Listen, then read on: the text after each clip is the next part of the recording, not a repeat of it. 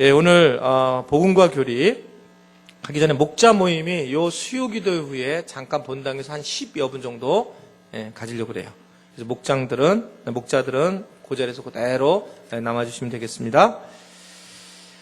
예, 옆에 분도 그냥 인사 좀 할까요? 수요기도이지만 주님이 여러분을 사랑하시는 거 아시죠? 이렇게 물어보겠습니다. 주님이 사랑하시는 걸 아시죠?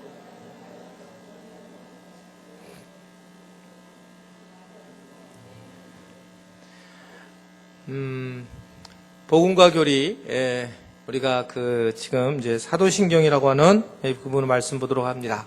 사도신경, 우리가 먼저 읽어보도록 할게요. 사도신경. 사도신경, 지금 우리가 새롭게 된 사도신경이 좀 더 정확합니다. 주어라든지, 이 동사라든지. 그래서 다시 한번, 오늘 우리가 사도신경을 공부하기 때문에 읽어보도록 하겠습니다. 시작. 나는 전능하신 아버지 하나님, 천지의 창조주를 믿습니다. 나는 그의 유일하신 아들 우리 주 예수 그리스도를 믿습니다. 그는 성령으로 잉태되어 동정녀 마리아에게서 나시고 본디오 빌라도에게 고난을 받아 십자가에 못 박혀 죽으시고 장사된 지 사흘 만에 죽은 자 가운데서 다시 살아나셨으며 하늘에 오르시어 전능하신 아버지 하나님 우편에 앉아 계시다가 거기로부터 살아있는 자와 죽은 자를 심판하러 오십니다. 나는 성령을 믿으며 거룩한 공교회와 성도의 교제와 죄를 용서받는 것과 몸의 부활과 영생을 믿습니다. 아멘. 우리 주님 사랑하시는 분들 진심으로 마음을 다해서 여러분 아멘하시기 바랍니다. 성경책을 보면 또는 찬송가를 보면 맨 앞부분에 십계명 한쪽에 있고 한쪽에는 사도신경이 있죠. 그러니까 십계명과 사도신경이 있습니다. 왜 그러는가? 기독교에서는 우리 지난주까지 십계명의 아주 중요성들을 보았는데 십계명과 사도신경이 너무 중요하기 때문에 그렇습니다. 십계명은 우리가 여러분 잘 아시다시피 십계명은 하나님께서 우리가 막 헤매고 있으니까 어떻게 너희가 나를 갖다가 만나야 될 것인지 이것에 대해서 하나님 사랑, 이웃 사랑이라는 큰 두제를 가지고 하나님이 말씀하신 거죠. 이게 십계명이에요. 그러니까 찬송가나 성경책 앞에 십계명은 하나님이 내가 어떻게 믿어야 될 때 구체적으로 이렇게 믿어라. 그래서 10가지 계명을 가지고 이렇게 한쪽을 딱 정확하게 말씀을 한 거예요. 그럼 반면에 그럼 사도신경은 뭐냐라고 하는 것은 사도신경은 사도신경, 이 영어로 크리드라고 하는 거고 라틴어로 크리도라고 하는 것인데 그러니까 신경이라는 것은 뭐냐면 내가 뭔가를 굳게 믿고 지키려는 생각을 얘기를 해요. 그러니까 사도들이 무엇인가 굳게 믿고 지키려고 하는 고백, 생각, 이게 이제 사도신경의 정의입니다. 그러니까 반대로 이게 무슨 말이냐면 바로 내가 우리 쪽에서 사람 쪽에서 하나님 앞에 어떻게 섬기겠노라 라고 정리해서 고백하는 게 사도신경이고 십계명은 하나님이 우리에게 알려준 그런 내용의 말씀이 참 아이러니하게도 우리 찬송가나 성경책 보면 앞부분에 기록되어 있다라고 하는 겁니다. 그러면 여러분 사도신경이라는 것이 도대체 뭐냐라고 할 때에 이게 우리가 제가 단어적인 뜻을 얘기했습니다. 굳게 믿고 지키려는 생각인데 신조라는 게 그럼 어떤 것이 거기에 숨어져 있었느냐? 첫 번째 생각할 수 있는 것은 믿음의 내용이 숨어져 있는 거예요. 그래서 여러분 이제 보시게 되면 기가 막히게 나는 그러면서 뭐라고 합니까? 나는 전능하신 아버지 하나님 누구를 믿는다고요? 천지의 창조주를 믿습니다. 그 다음 아래가 뭐예요? 나는 그의 유일하신 아들 우리 주 예수 그리스도를 믿습니다. 그분은 어떤 분인가를 쭉 얘기를 하고 마지막에 보면 성령님을 믿는 거예요. 그러니까 지금 이 삼위일체의 하나님에 대한 믿는 고백 이런 것들이 숨어져 있습니다. 그런데 여러분들이 자 보세요. 내가 누구를 믿는다. 나는 하나님을 믿습니다 라고 했을 때 그 하나님이 여러분 우리가 생각하는 각자의 사람의 하나님의 모습들이 다 다른 거예요. 사실은 이것에 대해서 그래서 서로가 도대체 네가 만나는 하나님은 뭐냐 이거를 모아서 그 믿음의 내용들 우리가 고백하는 하나님 사랑해요 라고 하면 그 하나님 누구냐는 거예요. 다르다는 거예요. 여러분 성경을 믿는다 그러면 성경을 뭘 믿는 거예요? 창세기서부터 요한계시록까지 있는데 막대한 광대한 말씀이 있는데 이 광대한 말씀 속에서 뭘 믿냐는 거예요. 뭘. 그러니까 이런 것에 대해서 뭔가 우리가 하나로 하나님의 사람들이 고백해야 될 말이 필요하다. 그러니까 뭘 믿냐? 그러면 성부, 성자, 성령님인데 성부님은 어떤 하나님이냐라고 했을 때 천지를 창조하신 하나님. 성자님은 어떤 분이냐? 이런 분이시다. 그분은 어디에서 누구에게 고난을 받고 누구에게 태어났고 이런 분이다라고 말하는 거죠. 그러니까 대상을 정확하게 구별시켜서 정확하게 모든 사람이 한 신앙적 고백을 하는, 그러니까 사도신경이 그런 의미가 믿음의 핵심 내용들, 이런 것들 중요한 내용들이 숨어져 있다는 거예요. 기억하시죠? 이단을 구별하는 것 중에 하나가 뭐예요? 사도신경의 고백을 이 사람들이 정확하게 하느냐 안 하느냐, 그런 거예요. 그러니까 그게 사도신경을 하느냐 안 하느냐가 아니라 사도신경의 내용이 얼마나 중요한가. 그러니까 사도신경을 이 교회가 사도신경을 고백하느냐 안 하느냐는 상당히 중요한 역할을 하는데, 근데 우리 교회는 사도신경을 꼭 하지는 않아요, 이럴 수도 있어요. 정통 교회지만. 그렇지만 일반적으로는 뭐 아주 분명합니다. 예를 들면 여러분 요새 아주 판치는 난리대, 요새 아주 더 난리. 예, 그러니까 신천지 같은 경우, 신천지 혹시 오시면 가세요. 우리는 절대 원하지 않습니다. 예전에는 좀 환영했는데 이제는 제가 원하지 않습니다. 그래서 돌아가시면 좋겠어요. 걸리면 세총 맞습니다. 이게 지금 뭐가 어느 정도 심각하냐면, 신천지가 지금 감리교 신학대학교에 가서 신학대학원생들 앞에 가서 전도를 한 거예요. 감리교가 난리가 났어요, 지금 감신대가. 그리고 총학생하고 나와가지고 싸움이 붙은 거예요. 그러니까 이게 얼마나 배짱이 큰지 신학교 앞에 가서 신학교에서 전도를 하는 거예요, 전도를. 감신대가 이게 어느 학교인데 이게. 한국에서 이게 뭐 내놓으라는 학교인데, 신학교인데도 그런 모습 보이는 거죠. 이게 정말 이단들이 얼마나 판을 치는지. 근데 그 이단들을 예전부터 이게 없었냐, 동일한 게 있었어요. 이단들이 계속 있었단 말입니다. 그 이단들을 구별하는 게 뭐였다고? 사도신경의 신앙 고백이 중요한 고백. 그러니까 이 사도신경이라고 하는 것은 상당히 중요한 역할을 했어요. 우리는 그냥 가볍게 지금 그냥 교인들 중에는 그냥 그거는 뭐 신천지는 사도신경 고백해? 안 하죠. 거긴 안 하죠. 예수님은 거기는 믿지 않으니까. 그러니까 그런 고백을 하느냐 안 하느냐 그냥 정리를 할 정도지만, 사실은 이 안에 굉장한 우리의 전체 하나님 믿는 사람들의 고백이 숨어져 있기 때문에 아주 기가 막히게 정리를 해놔야 됐다는 거예요. 그래서 이런 것들의 고백, 이게 이제 사도신경의 고백입니다. 사도신경의 고백. 믿음의 핵심 내용들. 하나님이 누구신지, 성경이 누구신지, 우리가 뭐에 대한 고백, 이것들이 있는데, 그래서 믿음의 핵심 내용이 들어있고, 아까 말씀드린 것처럼 하나님을 향한 인간의 고백이 있습니다. 그래서 인간의 고백, 여러분 아까 십계명은 뭐냐면 하나님이 우리에게 알려줘야 되는 명령을 얘기했어요. 나 외 다른 신을 섬기지 말라요, 말라. 명령입니다. 딱 십계명은 내 이웃의 것을 탐내지 말라, 명령입니다. 그래서 이것은 우리에게 추워도 우리가 뭔가를 하지 못하도록 하나님께서 왜 이렇게 반말이세요 이러는데도 아주 강하게 하지 마라 이렇게 얘기를 하고 있습니다. 그리고 이렇게 정확하게 십계명을 해서 명령을 얘기하지만, 이 사도신경은 뭐냐면 고백입니다. 나는 누구를 믿는다고요? 나는 전능하신 아버지 하나님, 천지의 창조주를 믿습니다. 그러니까 나는, 이 사도신경은 뭐냐면 고백을 하는 거예요, 고백. 고백이라고 하는 것과, 이 고백을 한다는 의미는 뭡니까, 여러분? 고백. 자, 여러분들이 고백을 하잖아요. 여러분 결혼하셨잖아요. 결혼하시기 전에 그냥 막 결혼하지 않았잖아요. 결혼하려면 상대방한테 어떻게 해야 됩니까? 네, 고백을, 나 너무 자기 좋아. 뭐 이렇게 고백하잖아요. 그래서 나 너무 사랑해. 사랑하고 고백이 됐을 때, 오케이. 감정 교류가 되고, 정말 이 사람한테 내 평생을 맡길 수 있을까라고 했을 때, 그래서 서로 간의 고백을 통해서 뭐가 생기냐면 의무가 생기는 거예요. 여러분, 고백이 의무를 만드는 겁니다. 고백이 고백을 끝마치는 게 아니라, 고백을 하면 그 다음에 나타나는 게 의무여야 돼요. 고백 이후에.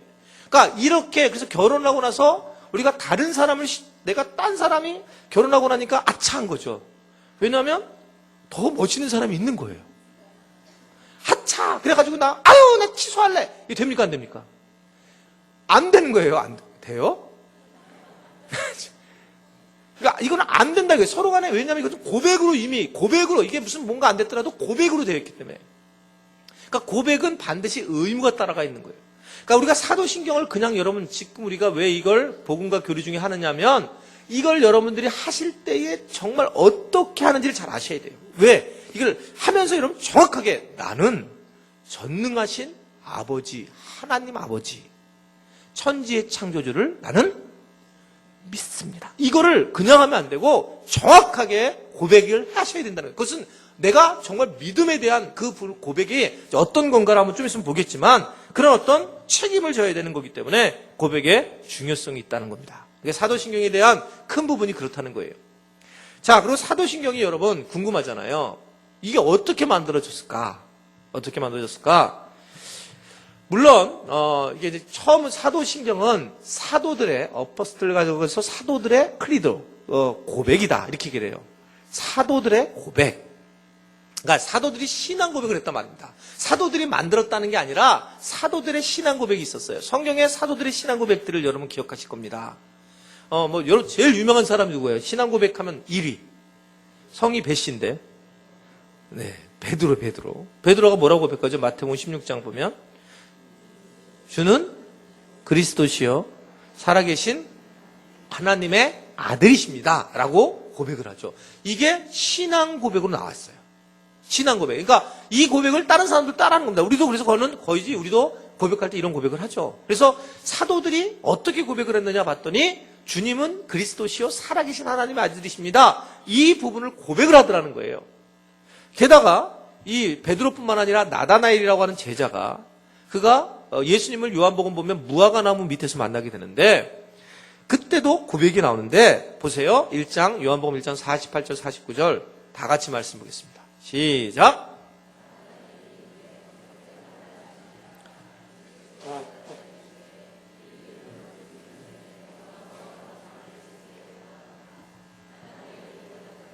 뭐라고요? 당신은 하나님의 아들이시오. 당신은 이스라엘의 임금이소로이다. 라고 나다나엘도 고백을 했어요. 당신은 하나님의 아들입니다. 이런 고백을 하더란 말입니다. 또 한 명의 여성이 있었어요. 여성. 마시인데 누굴까요? 마리아가 고백을 하죠. 마리아가 요한복음 11장에 보면 유명한 고백을 합니다. 23절부터 27절에 보게 되면 이제 이 오라버니인 나사로가 죽고 난 다음에 사건이 벌어지는데 자, 23절부터 읽겠습니다. 시작. 예수께서 이르시되 내 오라비가 다시 살아나리라. 자, 마르다가 이르되 마르다네요. 자, 마르다가 이르되 자, 시작. 마지막 날 부활 때에는 다시 살아날 줄을 내가 아나이다.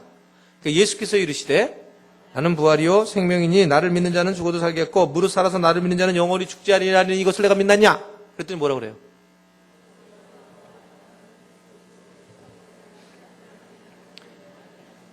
주는 그리스도시요 세상에 오시는 하나님의 아들인 줄 믿나이다. 그러니까 여러분들이 지금 우리가 크게 세 가지 이들의 고백의 핵심은 뭐예요? 주님은 그리스도시요. 누구라고요? 살아계신 성부 하나님이시다. 이 고백이라는 거예요. 이들의 고백의 핵심들이 다 그거였다는 거예요. 주님은 우리의 삶의 주인이세요. 내 삶의 주인이시고 그리고 분명히 살아계신 하나님의 바로 성부 되시는 분이시고 하나님이십니다. 이런 고백을 했더란 말입니다. 그러니까 사도들이 이런 신앙 고백을 하면서 우리가 신앙 고백을 해야 되는구나. 믿는 사람들이 신앙적 고백을 어떻게 해야 되느냐라고 했을 때 이런 것을 중심으로 신앙 고백을 해야 되는구나 라고 생각을 했더란 말입니다. 그래서 사도들이 말한 것이 아니라 사도들의 신앙 고백한 내용들을 중심으로 사도신경이 만들어지기 시작을 했다는 거죠.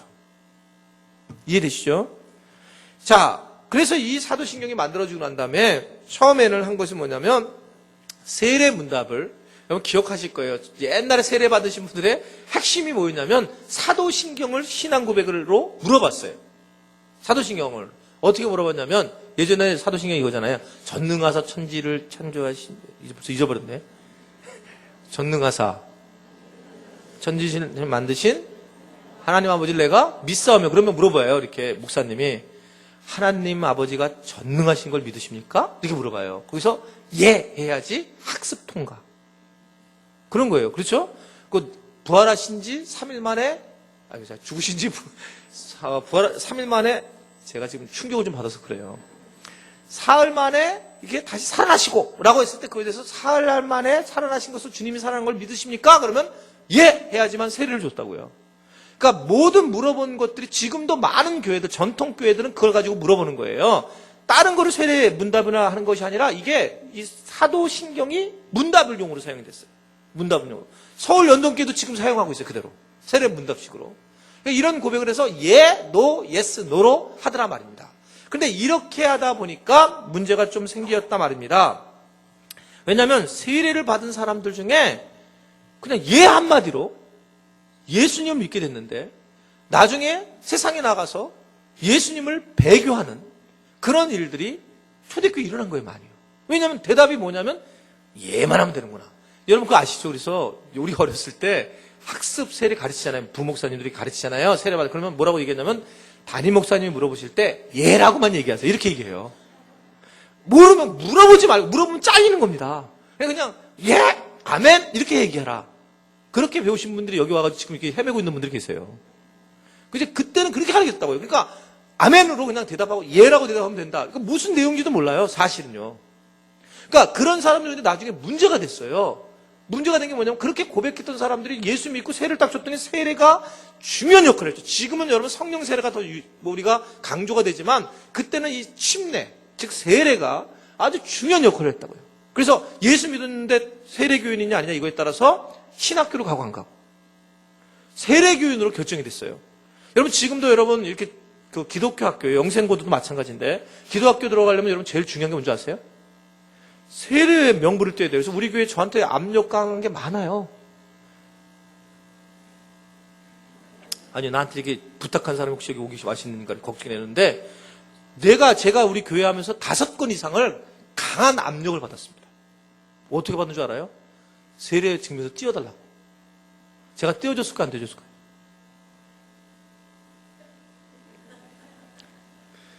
근데 정말 난처한 거예요. 정말요. 근데 그분은 세례 증명서가 없어서 대학 교수가 되려고 하는데도 못 되는 거예요. 일찌감치 예수 믿고 세례를 받아야지. 뒤늦게. 그러니까 저한테 와가지고 제가 만만하게 보이니까. 그러니까 지금 미리 말씀드린 것은 압력을 저한테 가하지 마십시오. 안 해줍니다, 저는. 죽어도. 그건 당연하게 못하는 거예요. 어떻게 거짓말이죠, 그거는요. 그렇잖아요. 그러니까 나중에 후회하지 말고 저한테 뭐 아예 제가 난처하게 만들면 안 돼요. 난처하게 만들면. 그리고 뭐 부교육자들한테 돈을 뭐 5천만 원 줘가지고 몰래 하지도 말고. 그러니까 이게 하여튼간 이 부분이 그래서 세례가 아주 굉장히 중요한 역할을 해요. 지금도 세상에서는 당신 세례 받았어, 교회에서. 그러면, 넌 당신 예수쟁이구나. 이렇게 정리하단 말입니다. 그러나 지금은 이제 교회들이 좀 더 발전하면서 어떻게 하냐면, 진짜 세례보다는 성령의 세례를 받았느냐, 네가 성령 세례 받았느냐, 성령을 받았느냐, 안 받느냐를 더 중요하게 여긴다는 거죠. 그래서 세례 받는 거 뭐 이렇게 중요하냐, 성령의 은혜를 받았는지, 성령님의 삶을 살아가느냐, 이게 더 중요하다. 이렇게 보고 있다는 거죠. 그러나 여하튼 이 사도신경이 언제 사용했냐면 바로 이 구조, 이 세례를 받는데 중요한 기준 역할을 했더라. 근데 이게 배교자가 자꾸 나오니까 예스 노로 대답하는 배교자가 나오니까 이제는 어떻게 발전됐냐면 지금은 문답형 신앙 고백에서 자기 고백형으로 발전되고 완성이 됐어요. 제자 훈련을 여러 번 하시게 되면 그런 숙제 꼭 나가죠. 당신에게 예수님이 누구십니까? 당신에게 하나님은 누구세요? 그래서 그분이 막 묵상을 한다든지 아니면 본인이 내가 만난 하나님에 대해서 얘기를 하죠. 네가 만난 하나님이 누구냐? 내가 하나님 만나면 너무 감사한 하나님이야. 그게 신앙 고백이 된 거예요. 그 신앙 고백을 물어보죠, 지금요. 저희 교회는 3번째로 물어보는 거예요. 그러니까 뭐 입에 이 답을 내어서 하는 그것이 아니라 네가 만난 하나님은 어떠냐? 네가 만난 하나님. 그러니까 내가 만난 하나님은 이런 분이세요. 이렇게 해서 자기 신앙 고백으로 이렇게 발전되고 변화되더라. 그래서 이단의 공격으로 더욱 신앙 고백을 하게 만드는, 교회가 더 해나가는 그런 상황이 되더라 말입니다. 그러니까 저희 교회에서는 예를 들면 신천지가 왜 자리를 못 잡을 수밖에 없냐면 이분이 우리 교회는 그냥 일방적으로 가르쳐서 아멘 아멘 하는 그런 셀이 아니잖아요. 뭔가 얘기를 해야 되잖아요. 얘기하다 보면 정도령 얘기도 하고 그럴 수도 있잖아요. 자기가 얘기하다 보면 예수님에 대한 얘기를 못 할 수도 있잖아요. 그러니까 이 뿌리를 못 내릴 수밖에 내릴 수 없는 거예요. 왜냐하면 그냥 가만히 앉아가지고 예, 아멘 이렇게만 들으면 되는데 그렇지 않잖아요. 우리 교회는 막 말을 시키잖아요. 그러니까 힘든 거죠. 자기가 신앙 고백을 해야 되니까. 그래도 하여튼 훈련돼가지고 온 사람들이 있긴 할 것 같은데, 왜냐하면 나한테 정보가 하나 막 들어와서 그래. 우리 교회에 어떤 분이 신천지로 올 가능성이 있다고, 어떤 우리 교인이 아닌데 예전에 우리 교회 다녔던 분이 저한테 메일이 왔어요. 그래서 걱정하지 말라 그랬어요. 하여튼 그래서 이단의 공격으로 더욱 신앙 고백을 하게 됐다라는 겁니다. 자, 사도신경이 이렇게 만들어졌는데, 사도신경이 그렇다면 사도신경이 이제 내용이 이제 중요한데, 사도신경은 원래 언어가 뭐로 만들어졌냐면 라틴어로 만들어져 있어요. 근데 라틴어의 특징은 뭐냐면 아주 정확하게 단락이 구분되어 있다는 겁니다. 그러니까 여러분들이 지금 보게 되면 너무 신기하죠? 이렇게 나는 하면서 아주 명료하게 얘기하잖아요. 나는 어떤 하나님을 믿습니다. 근데 이 라틴어의 가장 중요한 특징은 정확한 단락으로 나눠지더라는 건데, 첫 번째로 단락이 뭐냐면 성부에 대한 하나님, 성부 하나님에 대한 단락으로 나눠지더라는 거죠. 여러분, 나는 뭐라고 했어요? 전능하신 아버지 하나님 천지의 창조주를 믿습니다. 그러잖아요. 나는 전능하신 아버지 천지의 창조주를 믿습니다. 이렇게 우리가 신앙 고백을 하죠. 근데 이 대부분 라틴어는 앞에 동사가 먼저 오는데, 아까 이것처럼 크리디라고 하는 그 신조라는 단어에 나는 믿습니다가 뭐냐면 라틴어로 크레도예요. 크레도스인가 있죠. 차. 그거예요, 그거. 크레도스. 크레도예요. 그러니까 크레도라고 하는 것은 여러분 그게 뭐냐면 심장이에요, 심장. 진짜 그런 거 잘 정했네, 그 크레도스. 심장. 그러니까 크레도라고 하는 얘기는 뭐냐면 믿습니다 하는데 믿음이라고 하는 영어로도 동일하잖아요. 크레더블. 그러니까 이 믿는 것, 신뢰하는 것, 이 크레디라고 하는 이 자체가 뭐냐면 심장을 들이다라는 겁니다. 여러분들이 내가 창조주 하나님을 믿습니다라고 하는 것은 그냥 믿음 정도 이것이 아니고 내 심장을 드린다. 이런 의미를 갖고 있는 거예요. 그러니까 나는 그렇게 심장을 드릴 만큼 나는 그것을 믿습니다. 내 전부를 드릴 것을 믿습니다. 단순히 믿는 정도가 아니라는 거예요.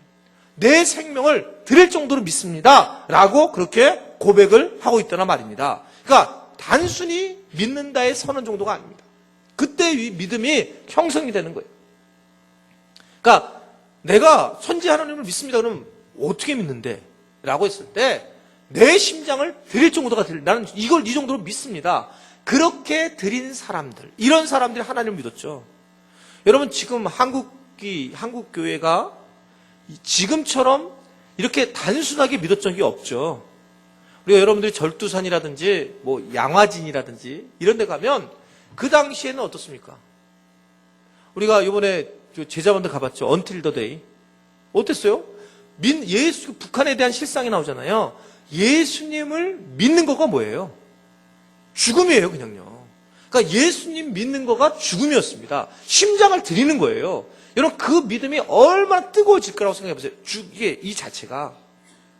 제가 장신대에서 있을 때 몇 번 얘기를 했던 건데, 북한에서 지금은 많이 낮았는데, 예전에 제가 장신대 다닐 때가 20년, 30년 전인데, 북한하고 연결이 안 됐을 때인데, 북한에 있는 사람이 와서 장신대에서 채플에서 강의를 했어요. 간증을. 근데 북한의 지하교회에 대한 간증을 하는데, 얼마나, 저는 잊어버리진 않아요. 그러니까 성경 찬송가를 이렇게 자기네가 피는 걸 줬는데, 6.25 때 성경 찬송가 남긴 걸 하나를 가지고, 그걸 갖다 그 안에서 지하교회에서 보는데, 이게 성경이 떨어지잖아요. 떨어지니까 거기를 갖다가 한 장 한 장에다가 하도 보니까 여러 사람이 거기다가 한 장 한 장에 이 색종이를 붙여요. 색도화지를. 그래갖고 다 색도화지 붙여갖고 여기 다르니까 그걸 붙여가지고 테이프로 딱 감아가지고 그래가지고 그걸 가져왔어요. 그걸 우리한테 보여준 거예요. 신학생들한테. 그리고 예배를 드리면 지금도 그때 그 당시 30년 전, 20년 전인가. 하여튼 이거 모르죠. 제가 숫자는 잘 몰라 지금. 일단 제가 신학교 다닐 때가 1986년 정도, 7년도인데 그때 그 말씀 들었을 때 손을 다 잡고 기도를 한대. 지하교회에서 기도를 하면 찬양을 탁 하는데 내 영혼이 은총 입어 이게 찬양을 쫙 하면 절대 상대방 소리를 안 듣는다는 거예요. 그리고 손을 딱 잡고 이렇게 절대 안 본다는 거예요. 중한 죄짐. 그러면서 왜 안 보는 줄 아세요? 이게 권리잖아요. 누구를 네가 아느냐. 그래서 옆 사람을 자기가 혹시라도 고문당하면 진짜 나는 모릅니다 이렇게 얘기를 하려고. 그 사람한테 타격이 가지 않게 하려고 서로 눈을 감고 악수할 때마다 포옹할 때마다 서로 이렇게 냄새도 안 맡고 서로 모르게 한다는 거죠. 이게 여러분 신앙생활이라는 거예요. 근데 얼마나 감동이 되는지 모른다는 거예요. 그분이 장신대 채플에 와가지고 이렇게 많은 사람들 앞에서 예배를 드리고 이렇게 서로 얼굴을 쳐다보는 것이 얼마나 큰 은혜인가. 그런 고백을 하는 겁니다. 여러분가 믿는다라고 하는 이 단어가 벌써 사도신경에서 처음에 나는 누구를 믿습니다. 이렇게 믿는다라고 하는 맨 앞에 라틴어로 나온 크레도라고 하는 이 단어는 자기의 목숨을 걸고 믿는 거라는 거예요. 그 대가를 지불하고 믿는 건데 우리는 지금 너무나 편하게 믿다 보니까 그러다 보니까 이 믿음에 대한 대가를 지불하지 않다 보니까 이 믿음이 우리가 고백이 얼마나 중요한지 모른다는 거예요. 여러분 너 이거 정말 하나님 믿냐 안 믿냐 총으로 쏠 딱 대놓잖아요. 여러분 이때 나는 믿습니다. 이런 고백이 쉬울 것 같아요? 쉽지 않다는 거예요. 그러나 이런 신앙적 고백이 사도신경의 스타트입니다. 네가 어떻게 사도신경을 얘기할 때 나는 이런 천지 하나님 창조주를 믿습니다. 이런 고백을 할 때에 그 고백 안에는 뭐가 있냐면 내 심장을 어떻게 한다고요? 드리겠습니다. 라고 하는 고백을 가지고 여러분 그 사도신경을 고백을 해야 된다는 거예요. 실제로 그래서 초대교회 한국교회는 굉장히 많은 순교자가 있었습니다. 그래서요. 여러분 그래서 교회가 가는 곳에 모든 교회가 세워질 때는 수많은 순교가 있었어요. 피가 있었습니다. 수많은 피가. 지금 한국교회도 마찬가지입니다. 한국교회 문제가 된 것은 그만큼 피를 흘렸기 때문에 그래요. 그러니까 어디든지 그런 순교자의 피가 있었고 그런 심장을 내놓는 사람이 있어서 그런 사람들을 통해서 교회가 세워져 나가게 됐다는 거예요. 그런데 자 믿는다. 근데 뭘 믿는다 그랬어요 여기서 지금요? 누구를 믿는다고요? 전능하신 아버지를 믿는다는 거예요. 네? 나는 다시 한번 암송해요. 나는 전능하신 아버지 하나님 천지의 창조주를 믿습니다 해요. 그러니까 믿습니다 누구를? 아버지를 하나님 아버지를 믿는다 이렇게 얘기를 하고 있는 겁니다. 그러니까 내가 믿는 것은 하나님이 아버지라는 걸 믿는다는 거예요. 전능하신 아버지라는 것. 이 얘기는 여러분 아버지라고 믿는다라고 하는 것은 아버지라고 고백하는 것은 여러분 이미 숱한 말씀 드렸을 겁니다. 여러분들이 저를 아버지라고 할 수 있습니까? 없습니까? 제가 깜짝 놀라죠. 아버지라고 하면 제가. 무섭죠. 우리 아들이 저한테 아버지라고 할 수 있습니까? 없습니까? 있어요. 근데 또 이런 거 가지고 성도가 그럼 아버지라고 하지 목사님을 이렇게 얘기하지 마시고 그냥 지금 제가 예화잖아. 예화니까. 그러니까 아버지라고 얘기할 때는 그 얘기는 뭘 의미하고 있냐면 그분의 인격이 내 인격이 되는 거예요. 그분의 삶에 대한 전능하신 힘이 내 힘이 되는 겁니다. 그러니까 결국 내가 아버지를 믿습니다라고 하는 얘기는 뭐냐면 정체성을 믿는 거예요. 하나님 아버지를 내가 속한 사람이다. 하나님에 속한 사람이야. 너 누군데? 나 하나님에 속한 사람이야. 하나님 아버지를 난 믿어. 이런 고백을 한다는 거죠. 아멘이세요? 여러분 누굽니까? 여러분 나는 하나님 아버지를 믿는 사람이야. 그러니까 그것은 내 정체성이 누구냐면 나는 하나님 아버지를 믿는 사람의 정체성이다. 이겁니다. 정체성이 흔들리는 거잖아요. 지금요. 모든 어려움이 정체성을 흔들리는 거예요. 이게 외국에서 나가 살다 오면 많은 사람들이 애국자가 된다는 이유는 뭐냐면 정체성이 흔들리기 때문에 그래요.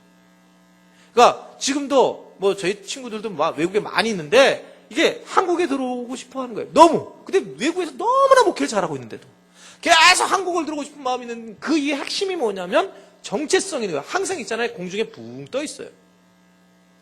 붕 떠 있어요. 항상요. 이게요. 좋아요. 여러분 진짜 외국에 나가면 정말 좋습니다. 한국 냄새가 너무 많이 나요. 여러분들 냄새 속에서 사니까 모르죠. 외국에 나가서 좋은 공기 마시다가 딱 공항에 들어오잖아요. 꽉 썩은 냄새가 나요. 한국 전체가. 외국에 나가서 사시기 바래요. 미국 같은 데 가서 살면 정말 아름다운, 너무나 아름다운, 길거리다 보면 다 잔디가 가득 차 있고, 잔디 깎으면 이제 안 깎으면 벌금 내기 때문에 다 깎아야 돼. 그죠? 우리나라 눈 있잖아요. 눈 안 치우면 벌금 낸다고 그러잖아요. 그게 어디서 발로가 됐냐면 미국이에요. 미국은 그 앞에 만약에 잔디를 안 깎잖아요. 캐나다도 마찬가지고. 벌금 물어요, 벌금. 그것도 굉장히 셉니다. 자기 집인데. 잔디, 그건 책임을 지는 거예요. 그 자체가. 내가 왜 여기를 얘기하고 있지, 지금? 그러니까 이게 참 우리가 여기서 사니까 잘 모르지만 외국에서 살면 정말 좋은 장소고, 하여튼 여러분 지금 먹는 등심 같은 거 우리나라, 예를 들면 우리나라에서 이게 10,000원이잖아요. 그럼 미국 가면은 그거보다 훨씬 좋은 등심이 1,000원이면 사 먹죠. 진짜 그렇다니까. 왜냐면 미국이라는 그 시스템은 뭐냐면 좋은 것을 자국 1등 국민에게 먹이고, 우리나라는 반대잖아요. 좋은 걸 일본으로 보내고 좋은 걸 자기네들 다 쳐드세요. 그래서 슈퍼에 가면 너무나 좋은 게 많아요. 정말 좋은 게 많아요. 막 싸가고 싶어요, 집에 막. 일단 이민 가서 사시기 바랍니다. 그런데 그렇게 좋은데 왜 사람들이 계속 들어오고 싶을까요? 그게 정체성의 문제라는 거예요. 아무리 환경이 좋아도, 아무리 좋아도 그 밑에 깔려있는 정체성이 흔들리게 되면 다 흔들린다는 겁니다. 근데 오죽 우리가 이 하나님 나라에서 우리가 이 땅에 왔을 때에 내가 누구냐, 내가 어디서 왔지? 이걸 모르는데, 그러니까 뭔가 이별이 나오고 어떤 어려움이 생기면 얼마나 어렵습니까? 진짜 힘든 거예요. 왜냐하면 자기 정체성이 없기 때문에. 그런데 우리는 신앙 고백을 하는데 뭐라고 고백하냐면, 나는, 그러면서 고백하기를, 전능하신 아버지 하나님을 나는 믿는다. 나는 내 아버지가 하나님이시다. 이걸 믿는 이 고백은 엄청난 고백이라는 걸 믿으시기를 바랍니다. 대단한 고백인 거예요. 여러분, 아무나, 어떻게 여러분들이 만약에 부처님한테 가가지고, 부처님은 내 아버지인 걸 내가 믿습니다. 이거 쉬워요? 어렵잖아요. 이 고백하는 거 여러분 절대 이게 쉬운 일이 아니에요. 그 왜 고백이 어렵냐면, 정말 그분이 내 삶의 오리진, 기본이 되게, 근원이 되기 때문에 그래요. 그 자체가. 그러기 때문에, 이런 정체성의 문제가 굉장히 중요한데, 또 무엇을 믿냐면, 하나님인데 또 어떤 하나님이세요, 이분이? 전능하시고 천지를 창조하신 하나님이래요. 그분을 믿는단 말입니다. 천지를 창조했다. 이건 신학적인 면에서 굉장히 중요한 역할을 해요. 그러니까 제일 먼저 신학교에 가서 먼저 배우는 게 하나가 이제 창세기에 나오는 1장 1절인데, 히브리어를 배우든 뭐를 배우든 그게 굉장히 제일 중요한, 조직신학에서도 중심이고, 이게 창세기 1장 1절인데, 창세기 1장 1절이 뭐예요? 태초에 하나님이 천지를 창조하셨다. 여러분, 그거는 여러분들이 생각하는 천지 창조하고 달라요. 이거는 신학에서는 뭐라 하냐면 무로부터의 창조예요. 무로부터. 그러니까 창조를 하면 뭔가 물질이 있어야 되잖아요. 물질을 가지고 만들어야 되잖아요. 근데 아무것도 없는 상황에서 창조가 됐다는 거예요. 그 자체가 히브리어 단어의 의미가 거기 숨어져 있어요. 히브리어의 브레시트 바라 엘로힘이라고 하는 이 창세기 1장 1절에 있는 이 히브리어. 왜 제가 이렇게 잘하냐면 히브리어를 전공하려고 하다가 망해가지고 상담을 한 거 아니에요, 지금 제가. 그래서 히브리어 원어 강도가 엄청 했어요. 근데 거기에 그 바라라고 하는 이 동사가 유일하게 한 번 쓰이는 거예요. 성경에서. 어디에 쓰냐면 창세기 1장 1절에. 1장 1절에 무로부터의 창조. 아무것도 없는 거로부터의 창조를 했다는 거예요. 아무것도 없는 거로부터. 하나님이 어떤 분이시냐면 아무것도 무에서 유를 창조하는 분. 저 사람은 대단히 훌륭해. 그랬을 때 이 사람이 무에서부터 유를 창조하는 사람이 이 세상에 어디 있습니까? 무에서부터 유를 창조하는 사람이 없잖아요. 근데 하나님만은 무에서 유를 창조하는 사람이 그런 분이시니까 진짜 놀라운 거죠. 저희 누님이 돌아가셨죠. 제가 이번에 사실은 좀 안 봐야 될 걸 봤는데 하나를, 제가 누님 마지막 가는 그 뼈를 이렇게 화장까지 하면서 뼈까지 다 보니까 저한테 좀 데미지가 왔어요. 이걸 보지 말았어요. 왜냐면 제가 본 지가, 신방을 많이 하고 돌아가신 시신은 많이 봤는데 뼈를 본 지는 제가 보통 그 앞에서 예배하고 떠나기 때문에 마지막까지 본 것은 제가 거의 15년 만에 본 것 같아요. 근데 그게 너무 저한테 막 확 자리를 잡고 있어요. 들어갔는데 누님의 몸을 봤는데 나올 때 뼈 많은 것들만 나온 거예요. 그러면서 부정적으로 바라보는 게 아니라 생명이 있었는데 생명이 떠나고 육신이 있었는데 육신이 정말 가루가 되는구나. 이거를 삶으로 이렇게 턱 보니까 얼마나 허무한지 몰라요. 그 허무함이 그냥 사람에 대한 허무함이 아니라 나에 대한 허무함이에요. 수요기도에도 설교하기 싫다니까. 나에 대한 허무. 이렇게 내가 해서 여러분들이 막 은혜 받으면 뭐해 다들. 또 너무 인상. 이게 약간 유머를 좀 하려고 한 건데 이거 가지고 이게 너무 심각하게 유머였어요, 유머. 그러니까 그런 마음이 들 수 있다는 거죠. 그렇게 그런 마음이 들더라는 거예요, 실제로. 그러니까 정말 허무한 거구나. 내가 이렇게 목회를 하는 건 도대체 뭘까? 정말 삶이 그렇게 뼈만 그렇게 엊그제같이 얘기를 했던 분이 뼈 한 조각으로 이렇게 탁 날리니까 뼈 조각만 이렇게 딱 남는데 이게 뭐냐? 이게 도대체 뭘까? 이런 생각을 할 수밖에 없단 말입니다. 그러니까 이런 정말 저기에서 하나님이 사람을 만들고 생명을 넣어가지고 지금 여러분들처럼 이렇게 또리또리 생각하고 이렇게 앉아가지고 졸려고 준비도 하고 이렇게 만들었다는 거예요. 이게 신기하지 않습니까? 이게 정말? 그러니까 저는 역으로 본 거잖아요. 역으로. 이번에 가서 역으로 한번 이렇게 본 것 같더니 반대로 생명이 떠나고 육신이 있다가 뼈로만 가는데 뼈가 하나님은 거기서부터 아무것도 없는 상황에서 사람을 만들어 나간 거예요. 그 흙조차도 사실 생명으로 임하게 하면서 하나님께서 만드셨다는 거죠. 그걸 고백한단 말입니다. 전능하시고 천지 창조주를 믿습니다라는 것은 지금 제가 얘기하는 것들 외에 수많은 신학적 이론들이 있는데 그런 것들에 내가 고백을 하고 있더란 말입니다. 사도의 신앙 고백이 그 정도의 고백이라는 거예요. 그런 고백들을 쭉 해 나가더란 말입니다. 그러니까 우리는 근데 가만히 생각하면 어떻습니까? 우리는 일평생 뭐 가지고 사냐면 자기 꿈을 이루려고 하다가 허비하면서 가는 거예요. 여러분 정말 아무것도 아니잖아요. 근데 자기 꿈을 막 얘기하고 살다가 사실은 그냥 하나님이 오라 하시면 그냥 끝나는 건데 그렇게 우리가 모든 것을 허비할 수밖에 없는 것인데 일평생 그렇게 살아가는 건데 그래서 가장 중요한 게 뭐냐면 하나님 아버지의 뜻이 무엇인지 아는 거가 중요하다는 거예요. 하나님 아버지의 뜻에 맞춰 살 때 가장 사람은 행복하게 돼 있고 그 눈이 거기에 있기 때문에 그래서 저는 하나님을 모르는 사람들이 이 세상을 사는데 저 같은 제가 하나님을 몰랐다면 저는 마약 같은 거 했을 거예요. 너무 허해서. 세상이 얼마나 허하겠느냐. 돌아갈 장소가 어딘지도 모르고 자기가 어디서 시작됐는지도 모르고 그런 부분에 얘기를 하는데 근데 믿음을 가진 사람들은 뭐라고 얘기하냐면 천지의 창조주를 믿습니다. 무에서 유를 창조하는 걸 믿습니다. 아멘이세요? 자, 이 고백이 얼마나 무서운 고백이고 얼마나 중요한 고백인가라고 하는 것은 이걸 모든 상황에 대해서 하나님 앞에 내가 인정한다는 거예요. 나는 아무것도 할 수 없다는 거예요. 천지를 창조하신 분인데 아무것도 없는 상태에서 창조하신 분인데 내 삶에서 하나님이 내가 이런 고백한다는 것은 내가 그렇게 살아가야 된다는 것인데 그게 도대체 뭡니까? 여러분 그것은 뭐를 얘기하고 있냐면 결국 하나님께서 내 모든 걸 담당하고 내 뜻대로 하는 게 아니라 하나님 뜻대로 할 때에 이루어진다 이런 고백이잖아요. 다윗이 사울 왕에게 고통을 많이 당하죠. 그런데 다윗이 계속 하나님 앞에 다윗이 인정받는 사람이 되는 이유의 핵심이 뭐냐면 다윗은 자기가 얼마든지 사울 왕을 헤아릴 수 있었어요. 헤아릴 수 있었습니다. 그런데 가장 중요한 다윗의 가치관은 뭐냐면 하나님의 생각이에요. 하나님이 세워놓은 사람이고 하나님께서 하실 일이고 하나님이 인도하실 일인데 그래서 상황을 가지고 하는 게 아니라 상황 위에서 놀았단 말입니다. 한번 저를 따르겠습니다. 상황 위에서 놀자. 지나치게 여러분 이 상황이 이러니까 하나님이 이렇게 원하시지 이렇게 움직이니까 하나님이 여첩시 치더란 말입니다.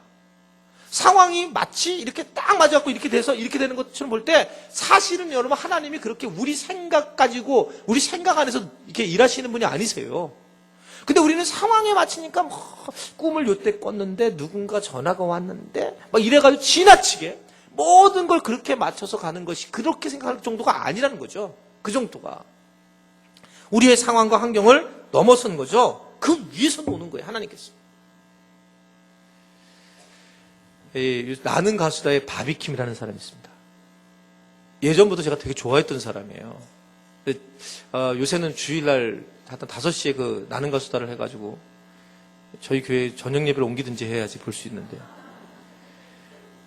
근데 참 좋은 프로그램이라는 생각이 들어요, 저는요. 그 나누 가수다가. 여하튼 여러 말이 많지만 최선을 다해서 그리고 굉장히 많은 것들을 전해주는데 그 사람이 바비킴이 계속 와서 긴장을 하는 거예요. 나누 가수다에서. 그러다가 골목길, 왜냐면 우리 장로님이 좋아하셔가지고 그 노래를 어떻게 소화하는가, 그 노래를. 그래서 딱 들었는데 내 표현하고 거기서 말하는 그분 표현하고 똑같은 거예요. 제가 저희 아내한테 얘기했는지 기억이 안 나는데 아들한테 듣는데 그 바비킴의 노래를 딱 듣는데 이야, 음표에서 논다. 딱 그랬더니 거기 무슨 전문가 집단이 나와가지고 이 음표에서 놀았다고 그러는 거예요. 제가 얼마나 흐뭇해지는지. 음표 안에서 그 음표에 맞춰서 노는 게 아니고 위에, 여러분 노래 한번 들어보시면 특별하게 노래를 불렀어요. 특별하게 음표를 가지고 노는 거예요. 우리가 그 안에서 놀면은 그 한계성을 벗어나지 못하는데 참 놀랍구나. 음표 위를 이탈하면서 놀 수 있구나. 이걸 느낄 수가 있더라는 거죠. 아무나 느끼는 게 아니고 이제 저 같은 사람이 느끼는 건데, 비웃는 분이 계셨네. 그런데 그렇게 우리가 신앙생활을 할 때도 우리의 어떤 그 하나님이 정해준 그 경계선 위에서 더 자유함을 하나님이 원하시는 것이고, 그런 경계선의 모습이라는 그걸 넘어서서 하나님이 우리에게 더 누릴 수 있도록 하는 하나님의 자녀의 모습을 보여주더란 말입니다. 그래서 하나님은 우리가 고백을 할 때, 그럼 왜 네가 어떻게 그럴 수 있느냐? 나는 무에서 유를 창조하신 하나님의 아들이기 때문에, 그분이시기 때문에, 나는 그분을 믿는 것이기 때문에, 이걸 여러분 믿는다면, 정말 믿는다면, 무에서 유를 창조하신 하나님을 내가 믿는다면 내 삶이 지금 무서울 게 뭐가 있겠어요? 그렇잖아요. 정말 아무것도 없는 상태에서 유를 만드신 하나님을 내가 믿는데, 천지를 창조하신 분을 내가 믿는데, 이게 지금 상상할 수 없는 그분인 걸 내가 믿는데, 그랬을 때에 내 삶에 지금 좀 어려움이 뭐가 나한테 큰 문제가 있겠냐는 거예요. 그것이 우리가 신앙 고백하는 첫 번째 하는 고백이에요. 여러분, 이 고백이 대단한 고백이라는 것을 믿으시기를 바랍니다. 그 고백대로 될지어다라는 거예요. 우리의 신앙 고백대로.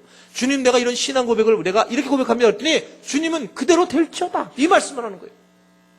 어떻게 했다고요? 나는 전능하신 아버지 하나님, 천지의 창조주를, 다음부터 굉장한 의미를 갖고 사도신경을 하시기를 바랍니다. 이 정도의 숨이셨구나. 이게 툭 암송하고 이게 예배 시작이구나, 이런 차원이 아닌, 왜냐하면 왜 사도들의 신앙 고백이라고 했을까라고 하는 그 이유가 아주 강렬하게 숨어져 있단 말입니다. 마지막, 오늘 다음 주에 그 마감을 짓게요. 사도신경. 성자에 대한 단락이 있는데, 성자는 이게 좀 많이 얘기하잖아요. 성자 하나님. 그러니까 예수님의 얘기죠. 그러니까 그게 뭐죠? 이제 나는 이제 두 번째, 그의 유일하신 아들 우리 주 예수 그리스도를 믿습니다. 그렇게 얘기하죠. 그러니까 두 번째에 대한 고백을 하는데, 예수님에 대한 고백을 하는데 그분에 대한 설명이 장황하게 나옵니다. 그는 어떤 분이라고요? 성령으로 잉태되어 동정녀 마리아에게서 나셨습니다. 본디오 빌라도에게 고난을 받아 못 박아 십자가에 못 박혀 죽으셨습니다. 장사된 지 사흘 만에 죽은 자 가운데서 다시 살아나셨습니다. 하늘에 오르시어 전능하신 아버지 하나님 우편에 앉아 계시다가 거기로부터 살아있는 자와 죽은 자를 심판하러 오십니다. 이런 나는 예수님을 믿습니다. 이 고백이, 이 단어 하나가 얼마나 중요한 단어인지 모릅니다. 지금 이 고백의 단어들이. 그런데 어떻든 이건 좀 길게 하면 여러분 막 할 얘기가 너무 많아서 제가 또 여러분 그냥 짧게 얘기를 하면, 나는 그의 무슨 아들이라고 그랬어요? 유일하신 아들. 유일하신 얘기들의 아들이라는 것은 이 땅에 다른 이가 있다 없다? 없다는 거예요. 이 땅에는 오직 예수 그리스도 한 분밖에 없다. 나는 그분을 믿습니다. 예수님 한 분을 믿습니다. 여러분, 이 땅에 예수라는 이름을 가진 사람이 그때 얘기했잖아요. 610 몇 명이 있다요, 한국에만. 그러나 예수, 분명하게 말하는 것은 나는 예수 그분을 한 분밖에 없다. 이게 신앙 고백의 핵심이 돼야 된다. 예수 그리스도 한 분밖에 없다. 이것에 대해서 고백을 해야 되고, 그래서 예수님이 모든 것의 주인이시다. 그래서 빌립보서에서 바울이 얘기하잖아요. 하늘 위에나 하늘 땅에나 하늘 아래나 모든 것이 다 주님 앞에서 무릎을 꿇더라. 모든 경배물들이 무릎을 꿇더라. 그리고 다 그 예수님에게 전체제가 다 경배를 하더라. 그런 고백을 하잖아요. 왜냐하면 하나님 한 분이 예수 그리스도 그분이 한 분밖에 없다라고 하는 것, 이것을 우리에게 말씀을 하고 있는 겁니다. 어떤 분은 이런 얘기를 해요. 이거 잘 기억해 보세요. 그러면 여러분 앞으로 누군가에게 질문 답할 때 질문을 정확히 답할 수 있어요. 자, 여러분 이렇게 얘기하는 분들 있죠. 어떻게 하나님이 어떻게 하나님의 아들이 될 수 있습니까? 라는 고백입니다. 이런 질문. 여러분 질문 돼요, 안 돼요? 하나님이 어떻게 하나님의 아들이 될 수 있습니까? 아들이 될 수 있습니까? 라고 하는 질문이 있잖아요. 그렇죠? 네. 그렇죠? 이 질문에서 이렇게 답하면 땡입니다. 뭐가 땡이냐면 이렇게 대답하면 돼요. 사람의 아들은 사람입니까? 개입니까? 사람이죠. 개의 아들이 아닌가? 하여튼 개 새끼는 개입니까? 사람입니까? 하나님의 아들은 하나님입니까? 사람입니까? 단순한 거예요. 하나님의 아들은 하나님이셔야 되는 거예요. 하나님의 아들이 하나님인데 사람의 모양으로 태어났다. 이게 충격인 거였어요. 그러니까 그거에 대해서 쉽게 생각할 수 있어요. 그렇지. 그러니까 하나님의 자녀는 하나님이에요. 그러니까 이 부분에 대해서 말씀을 하고 있는 겁니다. 그러니까 오늘 말씀이 그런 거예요. 우리가 사람의 자녀는 사람이고 하나님의 자녀는 하나님이기 때문에 하나님처럼 살아간다는 겁니다. 그러니까 하나님이 이 땅에 인간의 모습을 사람의 모습으로 온 것도 상상할 수 없는 충격인데, 그분이 이 땅에 딱 도착하자마자 문제가 생기는 게 뭐냐면, 그분이 하나님이시니 이 땅에 육신을 갖고 입했으니 이 땅에서 과연 사람과 같이 살아야 됩니까? 하나님같이 살아야 됩니까? 하나님같이 살 수밖에 없는 거예요. 하나님같이 살 수밖에 없으니까 성경은 뭘 얘기를 하냐면 만화 같은 이야기를 쓰는 거예요. 그냥 물 위를 걷고 죽은 자를 살리고 그냥 이상한 얘기가 막 나오는. 왜냐하면 하나님 얘기니까. 하나님이 이 땅에 와서 하는데, 하나님은 무에서 유를 창조하는 분인데, 그런데 이건 상상을 초월하는 그런 행동을 하시는 거죠. 그분이 하나님이신데, 그 예수님이 하나님이신데 라는 겁니다. 그러니까 성경에 나온 예수님의 모습들은 그분이 하나님이라는 걸 알리는 거예요. 이분이 하나님이시다. 어떤 분이 나사로를 살리셨던 분이 죽은 자를 어떻게 살려? 그러니까 하나님이야, 그분이. 이분이야말로 정말 그리스도시여 살아계신 하나님의 아들이십니다라는 고백이 거기서 나온 거예요. 와, 그렇구나. 저분이 정말 하나님의 아들이시구나. 고백이 나오는 것은 바로 그래서 이분이 하나님의 아들로서 하나님이시기 때문에, 그렇기 때문에 이 땅에서는 그런 일들이 일어나고 지금도 여전히 일어날 수가 있다는 것입니다. 왜냐하면 하나님이시기 때문에. 인젝션이라고 하는 영화가 있어요. 인젝션. 여러분들은 영화를 거의 안 보셔서 제가 참 이렇게 얘기할 때마다 목사님 무슨 영화를 저렇게 많이 보셨나 이럴까봐 제가 요새 영화를 안 써요. 인젝션이라고 하는 영화가 좀 된 영화인데, 이 사람이 실질적으로 이 컴퓨터에 연결을 해가지고 과거에 가상 공간으로 뛰어들었는데 실제로 뛰어드는 거예요. 거기서 그래가지고 건물도 짓고 그러면서 이렇게 하는 그런 내용입니다. 그런데 그 중간에 문제가 생겨서 어디에 빠져서 죽게 되는 과정도 있고 돌아오지 못하는 과정도 있는데, 이제 그런 영화들을 보게 되면, 그러니까 가상적인 것이 현실이고 현실이 가상이라고 하는 부분에서 드러나는 모습들이 나타나는 경우가 있어요. 그러니까 그런 거 볼 때 저는 이 세상도 동일하다고 생각해요. 여러분들이 보는 거 거기서 또 하나 뭐죠? 이렇게 총 날라 이런 거? 네 글자. 매트릭스에서도 그렇잖아요. 매트릭스라는 영화를 여러분 꼭 보셔요. 그 매트릭스라는 영화도 굉장히 신앙적인 하고 연결이 되고 가상적인 얘기를 하는 거죠. 근데 여러분 지금 그 얘기는 뭐냐면 이 땅에 일어나는 게 가상적이라는 거예요. 지금 이런 게 이게 하나님만이 진리시고 나머지는 다 가상적이라는 거죠. 그러니까 그때 저는 매트릭스 보면서 굉장히 충격적인 건 뭐였냐면, 이 매트릭스 우리가 지금 있는 게 다 사실은 이게 다 연결되어 있다는 거죠. 근데 예를 들면 우리 주보를 딱 보면서 여러분들 주보를 딱 보는 순간에 아 예쁘다 라고 여기서 인풋을 시킨다는 거예요. 예쁘구나. 그러니까 불고기를 먹는데 고기가 불고기야. 아주 맛있어. 그래서 먹는데 맛있다. 이걸로 그냥 끝만. 안에서 입력을 가고 그 다음에 그냥 아웃풋을 해버린다는 거죠. 그게 우리 인생이라고 하는 거예요. 매트릭스 영화를 보시면서 여러분 우리가 얼마나 그런 가상적인 삶을 살아가고 있는지. 근데 그게 진짜인 줄 알고 살아간다는 거예요. 굉장히 메시지가 있는 영화예요. 그 매트릭스라는 영화가.